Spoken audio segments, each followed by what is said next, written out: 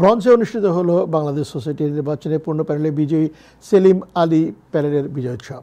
স্থানীয় golden palace party হলে মঙ্গলবার সন্ধ্যায় আয়োজিত এই উৎসবের সর্বস্তরের নরনারী সহ বিপুল সংখ্যক প্রবাসী বাংলাদেশি উপস্থিত ছিলেন। সেলিম আলী প্যানেলের ব্রঞ্জ নির্বাচন পরিচালনা কমিটির আহ্বায়ক মাহবুব আলমের সভাপতিত্বে অনুষ্ঠানে নির্বাচন পরিচালনা কমিটির চেয়ারম্যান আজমল হোসেন কুনু, কেন্দ্রীয় শাহনেওয়াজ, নবনির্বাচিত সভাপতি আতাউর রহমান সেলিম ও সাধারণ সম্পাদক মোহাম্মদ আলী, জালালাবাদ অ্যাসোসিয়েশনের সভাপতি বদরুল হোসেন খান সহ কমিটির বিশিষ্ট ব্যক্তিবর্গ বক্তব্য রাখেন। অনুষ্ঠানে নির্বাচিত কর্মকর্তারা তাদের বক্তব্যে সবাইকে নিয়ে সোসাইটিকে শক্তিশালী করার প্রতিশ্রুতি দেন। সভা শেষে ছিল মনোজ্ঞ সাংস্কৃতিক অনুষ্ঠান ও নৈশভোজ। সঙ্গীত পর্বে প্রবাসী শিল্পীরা সঙ্গীত পরিবেশন করেন।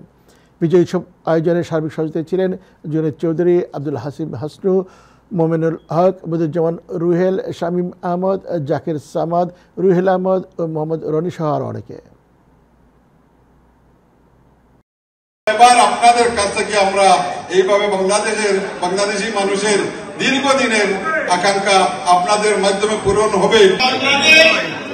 সোসাইটি নির্বাচন উত্তর অতীতের সকল রেকর্ড বন্ধ করেছে আজকে ব্রঞ্জবাসী।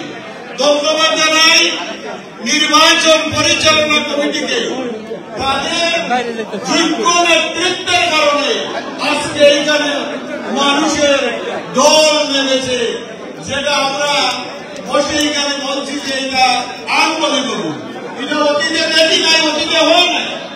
এবার প্রত্যেকটা অনুষ্ঠান যেখানেই এই কমিটির নির্বাচনের আগে এবং নির্বাচনের পরে যেখানেই অনুষ্ঠান হচ্ছে সেখানেই মানুষের স্বতঃস্ফূর্ত মানুষের উপস্থিতি